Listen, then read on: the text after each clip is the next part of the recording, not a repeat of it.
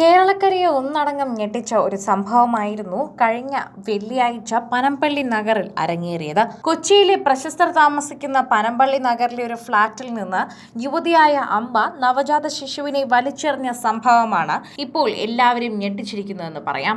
എന്താണ് നടക്കുന്നതെന്ന് പോലും തിരിച്ചറിയാതെയാണ് അന്ന് എല്ലാവരും ഈ വിഷയത്തെക്കുറിച്ച് കേട്ടത്. ആദ്യം കരുതി കയ്യിൽ നിന്ന് വഴുതി വീണതാണെന്ന്. പിന്നാലെയാണ് അതൊരു കൊറിയർ കവറിലാണ് വന്നതെന്ന് മനസ്സിലായത്. അപ്പോൾ കുഞ്ഞിനെ ഉപേക്ഷിക്കാൻ ചെയ്തതാണെന്ന് മനസ്സിലായി. എന്നാൽ എന്തിനാണ് റോഡിൻ്റെ അരികിലേക്ക് എറിഞ്ഞതെന്നായിരുന്നു. പിന്നാലെ ഇത് ആരാണ് ചെയ്തതെന്ന് കണ്ടുപിടിക്കുകയും അവരുടെ വായിൽ നിന്ന് തന്നെ സത്യം വെളിപ്പെടുത്തുകയും ചെയ്തു. സുഹൃത്തും കാമുകനൊക്കെ ആയിരുന്ന ഒരു നർത്തകൻ കൂടിയായിരുന്ന തൃശൂർ സ്വദേശിയുമായുള്ള അടുപ്പത്തിൽ പിറന്ന കുട്ടിയാണിത്.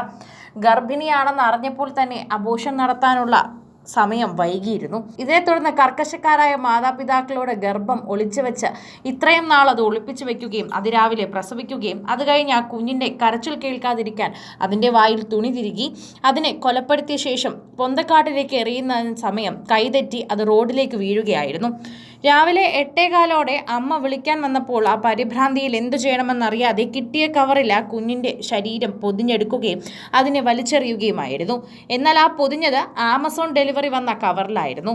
അതിൽ QR കോഡും പേരും വിലാസവും ഒക്കെ ഉണ്ടായിരുന്നു.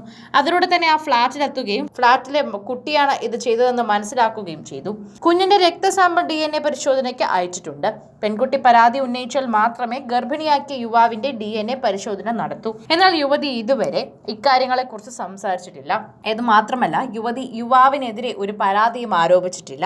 യുവതിയുടെ ആരോഗ്യം മെച്ചപ്പെട്ടതിന് ശേഷം വിശദമായി മൊഴിയെടുക്കുന്ന സമയം മാത്രമേ യുവതിക്ക് പരാതി ഉണ്ടോ എന്ന് തിരിച്ചറിയാൻ സാധിക്കൂ. ഈ യുവാവുമായി ഉണ്ടായിരുന്നത് ഒരു ഗാഢപ്രണയമല്ല എന്ന് യുവതി പറഞ്ഞിട്ടുണ്ട്. അതുകൊണ്ട് തന്നെ ഗർഭിണിയായതിനു ശേഷം ഗർഭിണിയാണെന്ന് അറിഞ്ഞപ്പോൾ ആ യുവാവിന്റെ ഭാഗത്തു നിന്ന് യാതൊരു പിന്തുണയും ലഭിച്ചില്ല എന്നും അതാണ് കടുത്ത മാനസിക സംഘർഷത്തിലേക്ക് എത്തിച്ചതെന്നും പറയുന്നു.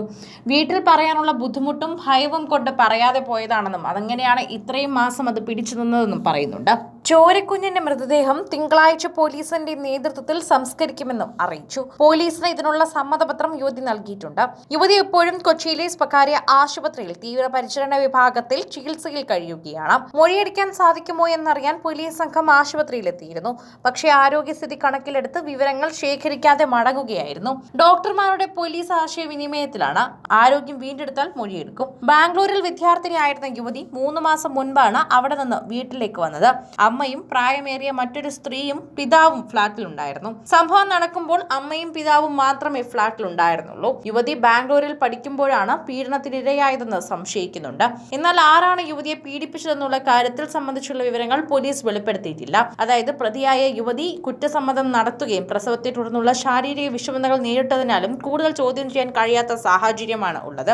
ഇൻസ്റ്റഗ്രാം വഴി പരിചയത്തിലായ യുവാവാണ് പീഡിപ്പിച്ചതെന്നുള്ള സംശയമുണ്ട്. എന്നാൽ ഇതിനെക്കുറിച്ചുള്ള വിശദമായ മൊഴി ഉടൻ തന്നെ രേഖപ്പെടുത്തും. എന്നാൽ യുവതിക്ക് പരാതി ഉണ്ടെങ്കിൽ ഈ കേസിൽ പീഡനം തന്നെ രംഗത്ത് വരുമെന്നും അങ്ങനെ ആയാൽ ആ യുവാവ് കൂടി കുടുങ്ങുമെന്നും അറിയിച്ചിട്ടുണ്ട്.